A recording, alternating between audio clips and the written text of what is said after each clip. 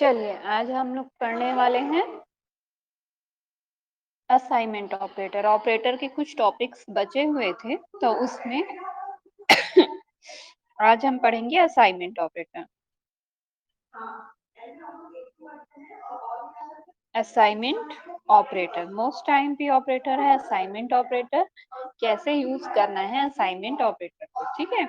Assignment operator मतलब क्या होता है, जब हम लेफ्ट हैंड साइड मतलब जैसे मैं लिखी हूँ x इज इक्वल टू 3, तो लेफ्ट हैंड साइड की वैल्यू को राइट हैंड साइड में असाइन करते, सॉरी, राइट हैंड साइड की वैल्यू को लेफ्ट हैंड साइड में जो वेरिएबल लिखा रहता है उस पे असाइन करते हैं तो उसको बोलते हैं हम असाइनमेंट ऑपरेटर। यहाँ पे जो वैल्यू लिखी रहेगी आपकी इक्वल टू के बाद जो वैल्यू लिखी रहती है उस वैल्यू को लेफ्ट हैंड साइड में जो वेरिएबल लिखा रहता है, यहाँ पे हमेशा हमारा वेरिएबल लिखा रहेगा, याद रखना, ठीक है। यहाँ पे हमेशा हमारा वेरिएबल लिखा रहेगा और ये हमारी वैल्यू होगी। तो जब हम राइट हैंड साइड की वैल्यू को लेफ्ट हैंड साइड में असाइन करते हैं तो उसको बोलते हैं हम असाइनमेंट ऑपरेटर। असाइनमेंट ऑपरेटर के कुछ बेसिक रूल्स होते हैं, ठीक है, जो अभी मैं बताई। लेफ्ट हैंड साइड की जो वैल्यू होती है, सॉरी, लेफ्ट हैंड साइड पे जो वेरिएबल होता है उसमें राइट हैंड साइड की जो वैल्यू है उसको असाइन कर दिया जाता है। मतलब x की वैल्यू 3 होगी, इक्वल टू के बाद x की वैल्यू 3 होगी। अगर मैं मान लो इसको ऐसे लिख देती हूँ x इज इक्वल टू 3, अब x इज इक्वल टू 3 का मतलब होता है x की वैल्यू 3 के इक्वल है। इसमें असाइनमेंट नहीं हुआ ना, याद रखना। सी में एक इक्वल और डबल इक्वल टू के बीच में अंतर होता है। एक इक्वल मतलब कि यहाँ की वैल्यू यहाँ असाइन हो रही है, और जैसे आप लोग को 3x is equal to y, अगर x और y की वैल्यू हमको इक्वल प्रूफ करना है तो हम क्या करेंगे, उसमें डबल इक्वल का साइन लगाएंगे, इक्वल टू का साइन लगाएंगे। याद रखिएगा, ये मोस्ट टाइम की चीज है, ये आपके कॉम्पिटिटिव एग्जाम में भी आता है और आपके एक्सटर्नल क्वेश्चंस भी बनते हैं इसमें। कि सी में जैसे एक्सटर्नल आपको पूछ देगा, सी में अगर मैं ऐसा लिख देता हूँ x इज इक्वल टू 5, तो मतलब क्या होगा इसका, या फिर ऐसा बोल देगा कि x is equal to 5, y is equal to 3, then z is equal to what, इस टाइप का क्वेश्चन वो पूछेगा। ठीक है, ये घुमावदार क्वेश्चन आपको भी लग रहा होगा अभी, क्योंकि आपको समझ में नहीं आ रहा है। इसमें क्या बोल रहा है, z की वैल्यू हमको फाइंड करना है। z की वैल्यू मैं ऐसे लिख सकती हूँ, मेरे को z की वैल्यू एडिशन के थ्रू फाइंड करना है, जिसमें x की वैल्यू क्या है, 5 के इक्वल है और y की वैल्यू 3 है। मतलब y की वैल्यू तो हमको पता है, यहाँ पे हमको x की वैल्यू भी नहीं पता है, ठीक है। x की जो वैल्यू आएगी वो 5 के इक्वल टू होगी, ऐसा है ये। तो ये चीज आप हमेशा याद रखिएगा कि सी में सिंगल इक्वल का मतलब होता है राइट हैंड साइड की वैल्यू को लेफ्ट हैंड साइड पे असाइन कर देना, चाहे लेफ्ट हैंड साइड पे कुछ भी हो, ठीक है। और दूसरा डबल इक्वल का मतलब होता है कंपैरिजन, जैसे एक्स और वाई की वैल्यू सेम है या नहीं है, हम कंपेयर कर रहे हैं, तो उसके लिए हम डबल इक्वल का यूज करते हैं। ये हमारा होता है असाइनमेंट ऑपरेटर। असाइनमेंट ऑपरेटर को लिखने का एक शॉर्ट फॉर्म भी होता है। ये तो हुआ एक नॉर्मल असाइनमेंट ऑपरेटर कैसे लिखते हैं, अब इसको लिखने का एक शॉर्ट फॉर्म भी होता है। जैसे कि मैं लिख रही हूँ a is equal to a plus 1, मैं क्या कर रही हूँ, मुझे a में ही a की जो भी वैल्यू होगी, मान लो a की वैल्यू 3 है तो मुझे a की वैल्यू में ही 1 को प्लस करना है। तो इसके लिए मुझे इतना बड़ा लिखने की जरूरत नहीं होती, मैं लिख सकती हूँ a प्लस इक्वल टू 1। ये इसका शॉर्ट फॉर्म है लिखने का असाइनमेंट ऑपरेटर को।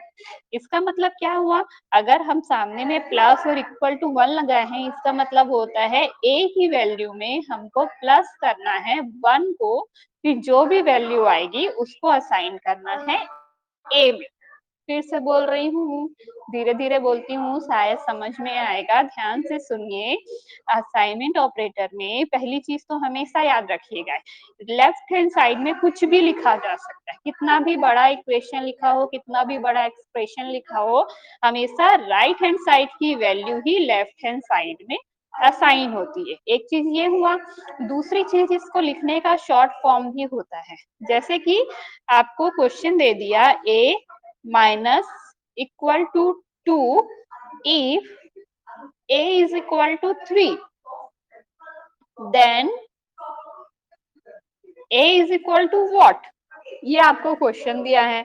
क्वेश्चन भी देखो, a minus equal to 2 if a is equal to 3 then a equal to what, मतलब हमको क्या बोल रहा है, a की वैल्यू 3 दी हुई है, a की वैल्यू में ही हमको ऑपरेशन परफॉर्म करना है और a की वैल्यू ही हमको पूछ रहा है।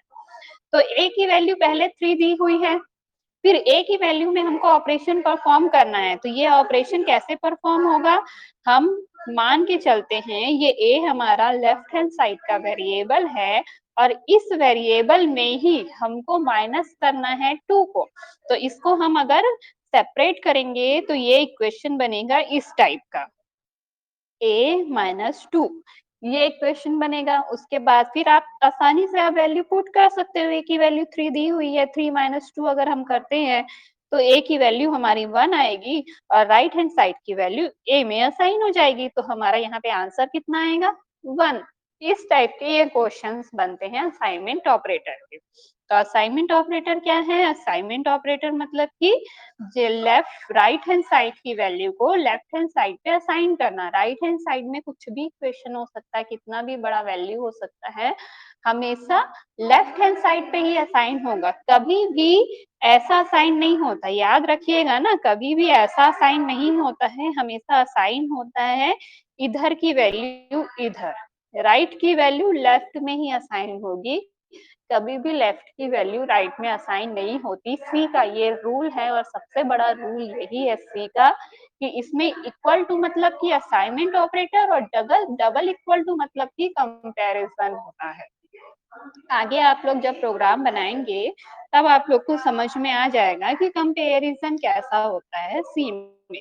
तो इसके और भी बहुत सारे रूल्स रेगुलेशन हो सकते हैं, जैसे कि अगर मैं मान लिख देती हूँ a into equal to n plus 1, अब इसको मैं सेपरेट करूंगी तो क्या आएगा, a equal to a into n plus 1, इसको सेपरेट करूंगी तो ये वैल्यू आएगी। ठीक है, सेम ऐसे ही आप लोग को सेपरेट करना है वैल्यू को। जैसे मान लो आपको ये अगर दिया हुआ है तो पहले आप इसको सेपरेट कर लीजिए, उसके बाद आप इसको सॉल्व करने के बाद a की वैल्यू फाइंड कर लीजिए, तो आपको ये बहुत ही ज्यादा सिंपल पड़ेगा किसी भी चीज को बनाने में। नेक्स्ट हम देख रहे हैं इंक्रीमेंट और डिक्रीमेंट ऑपरेटर, ये क्लियर हुआ। नेक्स्ट है आपका इंक्रीमेंट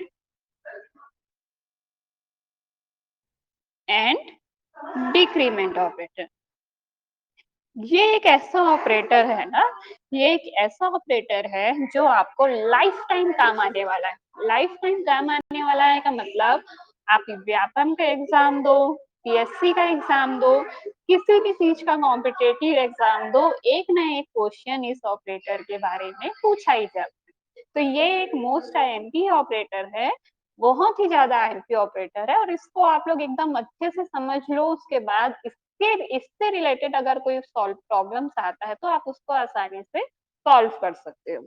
तो चलिए देखते हैं इंक्रीमेंट डिक्रीमेंट ऑपरेटर। तो इंक्रीमेंट और डिक्रीमेंट ऑपरेटर टू टाइप्स के होते हैं। इंक्रीमेंट ऑपरेटर भी टू टाइप के होते हैं और डिक्रीमेंट ऑपरेटर भी टू टाइप के होते हैं। इंक्रीमेंट मतलब दो टाइप के, प्री इंक्रीमेंट और पोस्ट इंक्रीमेंट।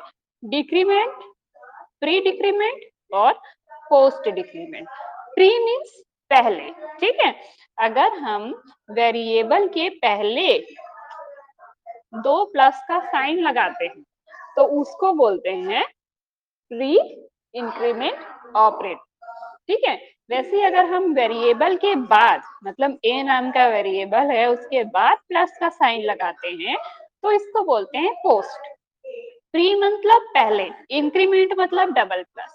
जब डबल प्लस हम लगाते हैं तो इसका मतलब होता है कि हमको उस वेरिएबल में एक प्लस करना है, सिर्फ वन ही वैल्यू प्लस होगी। याद रखिएगा, अगर डबल प्लस और डबल माइनस अगर हम लगाते हैं तो डबल प्लस इंक्रीमेंट का मतलब ही होता है डबल प्लस। और डिक्रीमेंट का मतलब ही होता है डबल माइनस, तो डबल प्लस लगा रहे हैं मतलब कि सिर्फ एक ही वैल्यू उसमें इंक्रीज होगी, और अगर डबल माइनस लगा रहे हैं तो उसमें सिर्फ एक ही वैल्यू डिक्रीज होगी। तो प्री मतलब पहले, ठीक है, वेरिएबल के पहले, पोस्ट मतलब वेरिएबल के बाद। सेम ऐसे डिक्रीमेंट में प्री मतलब वेरिएबल के पहले और पोस्ट यानी वेरिएबल के बाद। अब इसको सॉल्व करने का तरीका देखते हैं। जैसे आपको आ गया m is equal to plus plus a if a is equal to 5, कैसे सॉल्व करोगे? पहले इसमें लिख लो m equal to plus plus a की वैल्यू 5, ठीक है, ये हुआ m equal to plus plus a if a equal to 5, तो m की वैल्यू प्लस प्लस 5, ठीक है। अब इसको आप इंक्रीमेंट और डिक्रीमेंट में देखो कैसे होगा, इसका इंक्रीमेंट और डिक्रीमेंट करके देखो कैसे करोगे। प्लस प्लस 5 है, प्लस प्लस 5 है और हमको क्वेश्चन पूछ रहा है m इज व्हाट, m की वैल्यू, तो असाइनमेंट ऑपरेटर के थ्रू क्या बताई हूँ, हमेशा राइट हैंड साइड की वैल्यू लेफ्ट हैंड साइड पे असाइन होगी। अब हमको क्या करना है, राइट हैंड साइड की वैल्यू को सॉल्व करना है। तो अब यहाँ पे दो प्लस है मतलब ये इंक्रीमेंट ऑपरेटर यूज हो रहा है। अब इंक्रीमेंट ऑपरेटर तो यूज हो रहा है लेकिन इसमें क्या लिखा है, प्लस प्लस किसके पहले है, वेरिएबल 5 है, एक वेरिएबल है उसके पहले प्लस है, पहले प्लस है मतलब m की वैल्यू क्या हो जाएगी यहाँ पे 6, ठीक है, पहले प्लस है मतलब m की वैल्यू क्या होगी 6 और a की वैल्यू क्या रहेगी 6, ठीक है, m की वैल्यू 6 हो रही है, a की वैल्यू भी प्लस हो रही है तो a की वैल्यू भी कितनी रहेगी 6, ठीक है। अब देखो, अब मान लो ये होता है m is equal to 5 plus plus, ठीक है, इस टाइप से क्वेश्चन आता है और आपको a और m की वैल्यू पूछ रहा है, तो अब m की वैल्यू क्या होगी, क्योंकि ये प्री इंक्रीमेंट था, ठीक है, ये प्री इंक्रीमेंट था, इसमें इंक्रीमेंट ऑपरेटर पहले लगा था। ये क्या है, पोस्ट इंक्रीमेंट है, इसमें इंक्रीमेंट ऑपरेटर वेरिएबल के बाद लगा है।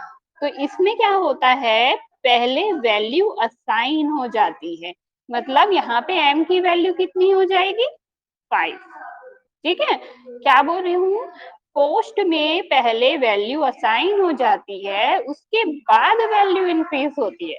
हमको m की वैल्यू भी फाइंड करनी है और a की वैल्यू भी फाइंड करनी है। a की वैल्यू हमारी नॉर्मली 5 है और m की वैल्यू कितनी है, m की वैल्यू हम फाइंड कर रहे हैं, तो यहाँ पे तो हमारी a की वैल्यू भी 6 आई है और m की वैल्यू भी 6 आई है। अब यहाँ पे देखो m equal to 5 plus plus है, तो m की वैल्यू कितनी है 5, ठीक है, सॉरी हाँ m की वैल्यू कितनी है 5, क्योंकि ये पहले असाइन होगा उसके बाद इंक्रीमेंट होगा, तो m की वैल्यू असाइन तो हो गई, m की वैल्यू असाइन होगी तो m की वैल्यू कितनी होगी 5, उसके बाद इंक्रीमेंट होगा तो इंक्रीमेंट होने के कारण a की वैल्यू हमारी कितनी हो जाएगी, a इक्वल टू हमारा हो जाएगा 6, ठीक है। ये समझ में आया मैं क्या बोली, प्री और पोस्ट का मेथड समझ में आया? नहीं। हाँ मैम कंफ्यूजन है। हाँ, बोलो क्या कंफ्यूजन है? मैम मतलब समझ नहीं आया। वो m देखो का एक बार वैल्यू फिर प्लस से क्यों? समझाती हूँ, फिर से समझाती हूँ, ठीक है। हमको m की वैल्यू फाइंड करनी है और n की वैल्यू हमारी दूसरी वैल्यू ले लेती हूँ 3 दी हुई, ठीक है, हमको m की वैल्यू फाइंड करनी है, n की वैल्यू 3 दी हुई है और हमारे पास दो ऑपरेटर है, ठीक है, जैसे m is equal to plus plus n, ये एक है, इसमें m is equal to what पूछ रहा है और n is equal to what पूछ रहा है। फिर दूसरा हमारे पास फॉर्मूला दिया हुआ है m is equal to n plus plus, इसमें भी m इक्वल टू वॉट पूछ रहा है और n इक्वल टू वॉट पूछ रहा है, ठीक है, दोनों में हमको इस टाइप के क्वेश्चन दिए हुए होते हैं, हमको इनका आंसर फाइंड करना रहता है। तो n की वैल्यू हमको नहीं पता, n की वैल्यू फाइंड करनी है और n की वैल्यू हमको अभी करंट में पता है, अभी करंट में यहाँ पे n की वैल्यू कितनी है 3 है, तो हम इसको कैसे लिख सकते हैं, m is equal to plus plus 3, ऐसे लिख सकते हैं हम इसको, m equal to plus plus 3, ठीक है, n की वैल्यू क्योंकि दी हुई है। अब मैं क्या बताई हूँ आपको, इसमें दो ऑपरेटर यूज हो रहा है, एक असाइनमेंट ऑपरेटर, असाइनमेंट ऑपरेटर का मतलब क्या बताई हूँ, राइट हैंड साइड की वैल्यू लेफ्ट हैंड साइड पे असाइन होगी, और दूसरा यहाँ पे प्लस प्लस लिखा है, मतलब ये कौन सा ऑपरेटर हुआ, इंक्रीमेंट ऑपरेटर हुआ। तो अब हमको इंक्रीमेंट भी टू टाइप के होते हैं, प्री और पोस्ट, पहले देख लेना है प्री इंक्रीमेंट है या पोस्ट इंक्रीमेंट है। तो यहाँ पे हमें कौन सा इंक्रीमेंट दिख रहा है, वेरिएबल के पहले लिखा है, मतलब कि प्री इंक्रीमेंट दिख रहा है। अब प्री इंक्रीमेंट हमको यहाँ पे दिख रहा है, तो इसको हमको क्या करना पड़ेगा, m की वैल्यू फाइंड करनी है। तो मैं क्या बताई हूँ, इंक्रीमेंट में अगर प्लस प्लस है तो सिर्फ एक बढ़ेगी, एक वैल्यू बस बढ़ती है। तो यहाँ पे हमको m की वैल्यू पूछ रहा है, तो हमारी m की वैल्यू कितनी हो जाएगी, यहाँ पे प्री है मतलब एक बढ़ जाएगा, एक बढ़ेगा तो m की वैल्यू n की वैल्यू कितनी हो जाएगी, 3 से 1 प्लस हो जाएगा तो 4। अब 4 जो यहाँ पे वैल्यू आ गई, इस वैल्यू को हम यहाँ पे असाइन कर देंगे, तो n की वैल्यू हमको कितनी मिलेगी, 4। अब मुझसे n की वैल्यू भी पूछ रहा है, तो n की वैल्यू क्या हो जाएगी, यहाँ पे n की वैल्यू 3 है और इंक्रीमेंट हो गया, तो n की वैल्यू भी कितनी हो जाएगी, 4। सेम एज इट इज, अब यहाँ पे हम इसी चीज को बनाते हैं, तो m is equal to n की वैल्यू हमारी 3 है, अब यहाँ पे भी इंक्रीमेंट ऑपरेटर लगा, यहाँ पे भी इंक्रीमेंट ऑपरेटर लगा हुआ है। तो यहाँ पे कैसा इंक्रीमेंट ऑपरेटर लगा है, यहाँ पे पोस्ट इंक्रीमेंट ऑपरेटर लगा है।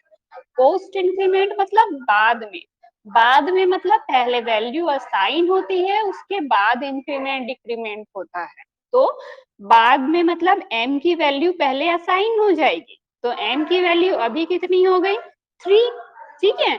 अब बाद में इंक्रीमेंट तो होगा ही होगा, तो इंक्रीमेंट किसकी वैल्यू पे होगा, इंक्रीमेंट कहाँ पे लिखा है, n के पास इंक्रीमेंट लिखा है, मतलब n की वैल्यू पे इंक्रीमेंट होगा, तो n की वैल्यू पे इंक्रीमेंट होगा तो कितना हो जाएगा, ये 3 से एक बढ़ जाएगा, तो n की वैल्यू यहाँ पे कितनी आ जाएगी, 4। अब समझ में आया। यस मैम आया। Yes ma'am. अब एक और बताती हूँ, डिक्रीमेंट ऑपरेटर, ठीक है। अब मैं आप लोग को डिक्रीमेंट ऑपरेटर बता रही हूँ, आपको बताना है कि कितनी वैल्यू आएगी। Same as it is question है मेरा, m इज इक्वल टू, ये सेम क्वेश्चन दे रही हूँ ना, उसको मैं डिक्रीमेंट में दूंगी, m equal to minus minus n, तो m is what and n is what, and m equal to n minus minus, then m is what and n is what. चलो बताओ, अगर m equal to minus minus n है, तो m की value कितनी आएगी, 4 4 नहीं, देखो माइनस डिक्रीमेंट है, मैम। डिक्रीमेंट मतलब एक माइनस, तो m की 2 वैल्यू कितनी आएगी, 2। 2, और 2 n की वैल्यू कितनी आएगी, 2 होगी। 2, उसकी भी 2। वो भी 2 होगी। हाँ, अब इसमें बताओ m equal to n minus minus है, तो n की वैल्यू कितनी है, यहाँ पे 3 है, तो पहले m की वैल्यू कितनी होगी, 3 3। 3, क्योंकि इसमें क्या है, ये पोस्ट डिक्रीमेंट है, पोस्ट डिक्रीमेंट में पहले वैल्यू असाइन हो जाती है, उसके बाद इंक्रीमेंट डिक्रीमेंट होता है। तो ये हो गया 3, और n की वैल्यू कितनी आएगी, 2। 2।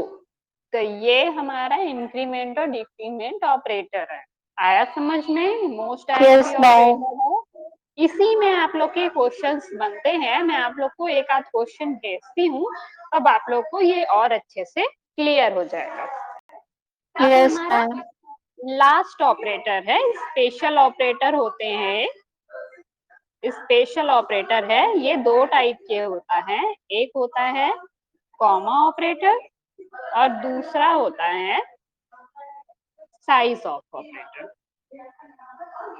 ये दो ऑपरेटर होते हैं हमारा, एक कॉमा ऑपरेटर और एक साइज ऑफ ऑपरेटर। तो सबसे पहले कॉमा ऑपरेटर देख लेते हैं। कॉमा ऑपरेटर मतलब क्या होता है, जब हम राइट हैंड साइड पे एक से ज्यादा वैल्यू को लिखते हैं, ठीक है, जब हमको राइट हैंड साइड पे एक से ज्यादा वैल्यू लिखनी होती है, तो हम उसको सेपरेट करने के लिए क्या करते हैं, कॉमा लगा देते हैं, ठीक है। जैसे कि मैं एक वैल्यू लिख रही हूँ, value is equal to x equal to 10, y equal to 5, comma x plus y, z is equal to x plus y, something जो भी मैं लिख रही हूँ। तो इसको मैं क्या की हूँ, चाहो तो मैं इसको अलग अलग भी लिख सकती हूँ। कैसे अलग अलग लिखूंगी, वैल्यू या सॉरी कैसे अलग अलग लिखूंगी, x इज इक्वल टू 10 लिखूंगी, फिर y इज इक्वल टू 5 लिखूंगी, फिर z is value is equal to x plus y लिखूंगी। ऐसे में इसको अलग अलग लिखूंगी। तो अलग अलग लिखने में क्या होता है, टाइम भी वेस्ट होगा और प्लस आपको उस ज्यादा टाइप भी करना पड़ेगा। तो उसी के लिए क्या किया जाता है, कॉमा ऑपरेटर का यूज किया जाता है और सभी चीजों को एक साथ सेपरेट करके लिख दिया जाता है। अब जब आप लोग सी का प्रोग्राम बनाओगे, तब सी के प्रोग्राम में आप लोग को कैसे लिखना पड़ेगा पता है, किसी भी वेरिएबल को लिखने के लिए इंट एक्स फिर सेमीकोलन, इंट वाई, जैसे इंटीजर में ले रहे हो तो int x semicolon, int y semicolon.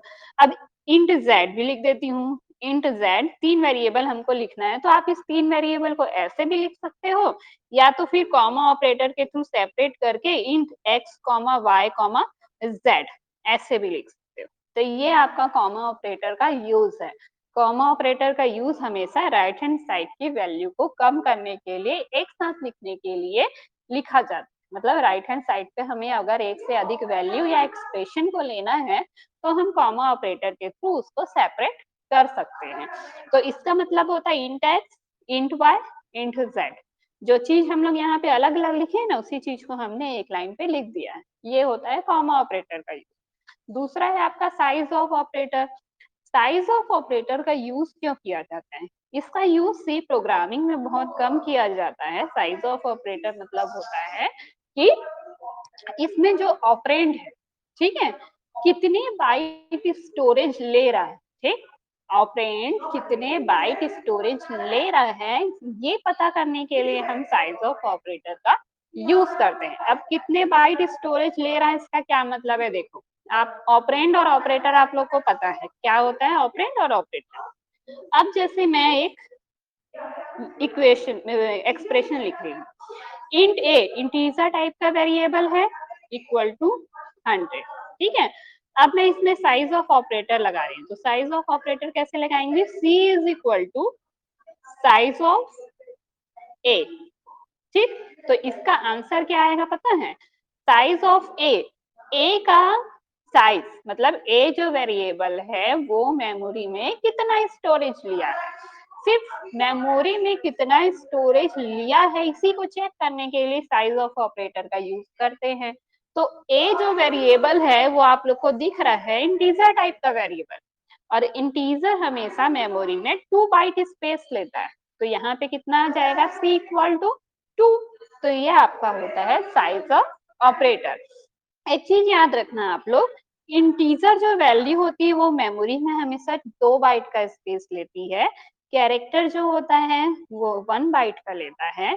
String जो होता है वो 4 बाइट का लेता है, और फ्लोट जो होता है वो भी 4 बाइट का स्पेस लेता है। फिर डबल वगैरह वो और ज्यादा स्पेस लेते जाते हैं, ये मैं आप लोग को बाद में और क्लियर करूंगी जब मैं आप लोग को सी का प्रोग्राम बताऊंगी। अभी एक चीज बस इतना याद रखना है कि सबसे कम स्पेस कैरेक्टर लेता है, उसके बाद इंटीजर लेता है, उसके बाद स्ट्रिंग और फ्लोट, ठीक है। तो इंटीजर जो वैल्यू होती है वो हमेशा 2 बाइट स्पेस लेती है, इसलिए सी इज इक्वल टू 2 आ गया। अगर मैं यहीं पे लिख देती float, float a is equal to 100 लिख देती, तो यहाँ पे क्या होता, फ्लोट जो है वो 4 बाइट स्पेस लेता है, तो यहाँ पे क्या हो जाता 4, ठीक है। आया समझ में, क्लियर है इतना। Yes ma'am. अब आप लोग का ऑपरेटर खत्म हुआ, इतना ही आप लोग का ऑपरेटर था। ऑपरेटर आप लोग का आज फिनिश हो गया। कल हम पढ़ेंगे एक नॉर्मल सी प्रोग्रामिंग और एक प्रोग्रामिंग हम करके दिखाएंगे आप लोग को।